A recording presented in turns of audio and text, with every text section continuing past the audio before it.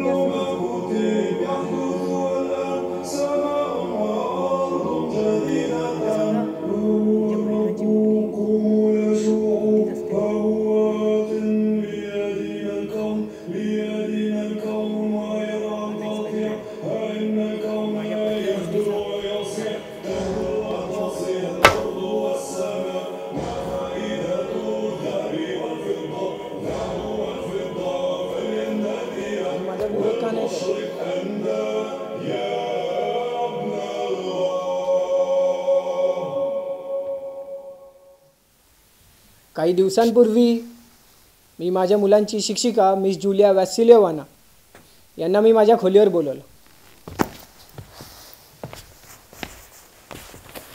या miss Julia वॅसिलिव्हाना, बसा.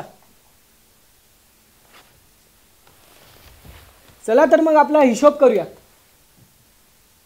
सध्या उत्सव वगैरे येत आहेत. पैशांची गरज तर तुम्हाला लागणारच. तुम्ही स्वतःहून काही बोलतच नाही आहात, म्हणून मीच विचार केला की तुमचा पगार पाणी वगैरे करून टाकू, नाही का? तर ठरल्याप्रमाणे आपण 30 रुबल प्रतिमाह ठरवलं होतं, बरोबर नाही साहेब? 40 रुबल. असं कसं? माझ्याकडे प्रत्येक गोष्टीची नोंद आहे या डायरीमध्ये. मी शिक्षकांना फक्त 30 रुबल्सच देतो आणि तुम्ही एकंदरीत बघा 2 महिने काम केलं. नाही साहेब, मी 2 महिने 5 दिवस काम केलं. माझ्याकडे त्या दिवसाची पण नोंद आहे. मला सांगू नका. तुम्ही 2 महिनेच काम केलं आहे आणि 2 महिन्याच्या त्या 30 रुबलच्या हिशोबाने होतात बघा 60 रुबल्स, नाही का? आता त्यातून 9 रविवार वजा करा, कारण रविवारी कोल्ह्याची शिकवणी झालीच नाही. शिकवणीच्या नावाखाली तुम्ही त्याला बगीचेत फिरायला घेऊन गेलात. होतो का अभ्यास बगीचेत? होतो? आणि तुमच्या 3 सुट्ट्या.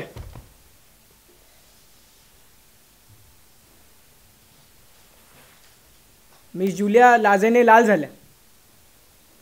त्यांच्या कपाळावर घाम आला, तरीही त्यांनी तोंडातून एक शब्दही काढला नाही. 3 सुट्ट्या म्हणजे बघा 12 रुबल्स वजा करा. आणि 4 दिवस कोल्ह्याची शिकवणी झाली नाही कारण तो आजारी होता. माझ्या बायकोकडून कळालं की तुमचे दात दुखत होते आणि माझ्या बायकोने तुम्हाला जेवणानंतर घरी पाठवलं. म्हणजे बघा 12 आणि 7 मिळून होतात 19 आणि पहा वजा केले तर होतात 41. मिस जुलियाचे डोळे भरून आले. मिस जुलिया त्यांच्या झग्याच्या बेलबुट्टीशी खेळत होत्या. त्यांनी तोंडातून अजूनही एक शब्दही काढला नाही. आणि मिस जुलिया, मला तुम्हाला अजून एक सांगायचं आहे की गेल्या क्रिसमसला तुम्ही माझा चहाचा कप आणि थाळ्या फोडल्या, नाही का? त्याचे 2 रुबल मी तुमच्या पगारामधून वजा करतोय. तुम्हाला कल्पना आहे का हो की तो चहाचा कप, त्या थाळ्या किती जुन्या होत्या? माझे आजोबा, माझे पणजोबा, माझे खापर पणजोबा, त्या काळापासून त्या गोष्टी आम्ही जतन करतोय आणि आत्ताही आम्ही वापरत होतो. पण तुमच्या हातातून त्या फुटल्या. ठीक आहे, कधी कधी मोठ्या माणसांना नुकसान होत असतं, झेलावं लागतं नुकसान, नाही का? पण तुमच्या वेंधळेपणामुळे कोल्ह्या शिकवणीच्या दरम्यान झाडावर चढला आणि रशियातल्या नामांकित कंपनीचा महागडा कोट फाडून घेतला. काही शंकाच नाही. त्याचे 10 रुबल्स मी तुमच्या पगारामधून आणखीन वजा करतो. आणि माझा दुसरा मुलगा वान्या, त्याची शिकवणी सुरू होत असताना कोणतरी दुसरी मोलकरीण त्याचे महागडे बूट चोरून नेते. मला सांगा मिस जुलिया, तुम्ही रशियातल्या विकृष्ट दर्जाची वाईन पिऊन काम करता का हो? नशेमध्ये असता, सतर्क राहून काम करता येत नाही तुम्हाला? लक्ष कुठे होतं तुमचं? लक्ष देता येत नाही?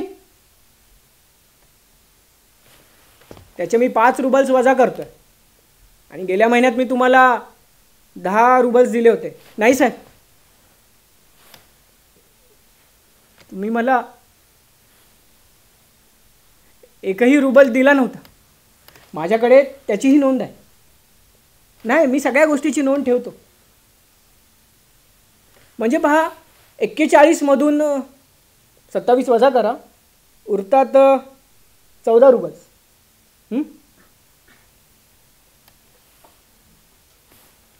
साहेब, गेल्या महिन्यात बाईसाहेबांनी मला 3 रुबल दिले होते. ओ मारिया जीजस, तुम्ही हे मला आत्ता सांगतायत? मला याची नोंद आत्ताच्या आत्ता करावी लागेल. गेल्या महिन्यात 3 रुबल.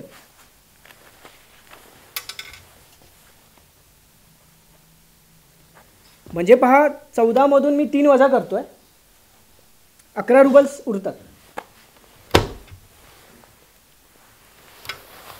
तुमचे 11 रुबल्स.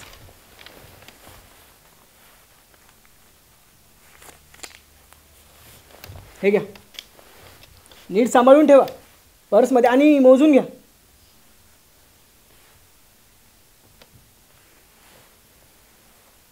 मर्सी साहेब, मर्सी. आश्चर्य, मला कळत नाही तुम्ही मला मर्सी का म्हणताय? मी येशू मसीची शपथ घेऊन सांगतोय की मी तुम्हाला लुबाडतोय.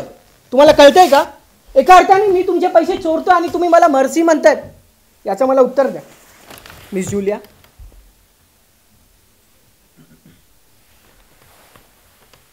साहेब, मी खूप जाग्यावर कामं केली.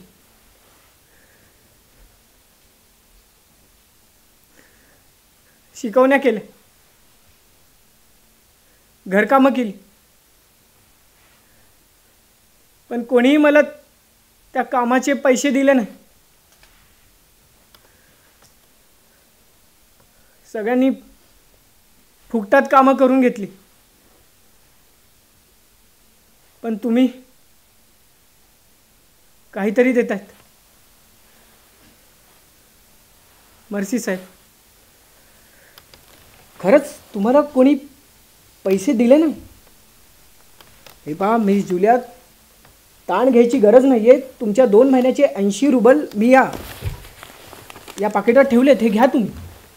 खरंच मी तुमची फक्त क्रूर गंमत केली तुम्हाला धडा शिकवण्यासाठी.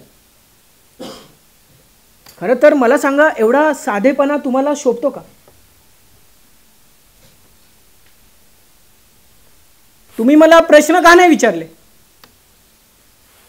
तुम्ही माझा विरोध का नाही केला? या जगात एवढे नकनकवे मवाळ लोक असू शकतात?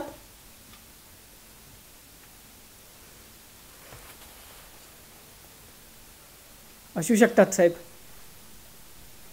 असू शकतात. मर्सी साहेब, मर्सी. येते. मिस जुलिया, माझ्या विलाच्या बाहेर जात असताना माझ्या डोक्यात एकच विचार आला की या जगात कमकुवत माणसांना चिरडणं फार सोपं असतं, फार सोपं.